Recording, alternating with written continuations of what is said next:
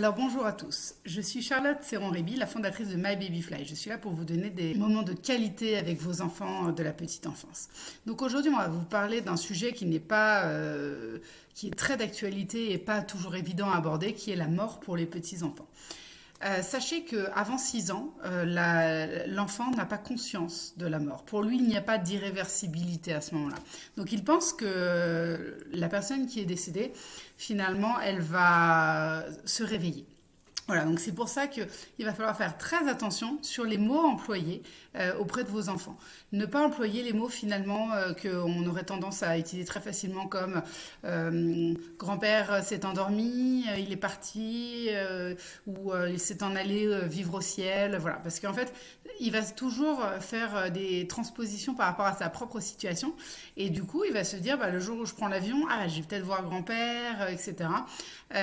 Ou bien quand je m'endors, je peux mourir et ne pas me réveiller. Donc il faut essayer d'être très clair, très honnête, utiliser les mots réels. Avec un enfant de moins de 6 ans, ça va être très simple dans ce cadre-là, même avec au-delà de 6 ans. Mais malgré tout, avant 6 ans, il faut vraiment utiliser les mots réels. Il est décédé, il est mort parce qu'il avait un cancer, c'est une maladie très grave, et ne pas omettre que c'est le cancer, la maladie très grave, et que ce n'est pas une maladie classique, puisque sinon il va se dire si je tombe malade, si maman tombe malade, il peut mourir. Voilà.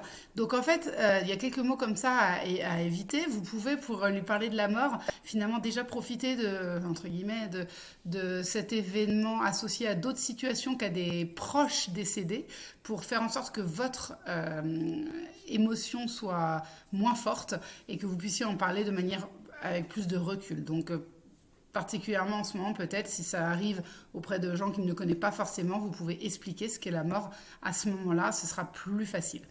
Vous pouvez l'expliquer par un petit procédé qui est extrêmement intéressant. C'est le cycle de la vie classique. Donc voilà, vous prenez par exemple une petite fleur, son bourgeon arrive au printemps, ses feuilles grossissent durant tout l'été, elle se fane, puis elle meurt et elle tombe en automne. Et ensuite, ça recommence avec une autre petite fleur, un autre bourgeon, etc. Voilà, essayez d'utiliser ce que lui peut connaître pour pouvoir lui faire comprendre ce que la mort peut être dans son univers à lui de petit enfant. C'est à 9 ans en fait que l'enfant comprend que la mort est universelle et qu'elle est irréversible, qu'elle est permanente et qu'elle est inséparable du cycle de la vie. Voilà, donc avant cela, profitez-en pour en discuter avec lui de manière très, très posée. Laissez-lui vous poser toutes les questions. Toutes les questions. Ne menez pas forcément la discussion. Laissez-le lui poser ses questions et répondez-lui très honnêtement. Et dites-lui, quand vous ne savez pas tout. Et s'il vous pose la question, par exemple, et toi, maman, est-ce que tu vas mourir? Vous pouvez lui répondre que oui, vous allez mourir, mais vous n'espérez pas mourir tout de suite, puisque quand on meurt, on est vieux, sauf si on a une maladie grave ou un gros accident, plus jeune. Mais c'est pas aujourd'hui que tu vas mourir que je vais mourir parce que je sais que je vais vivre vieux.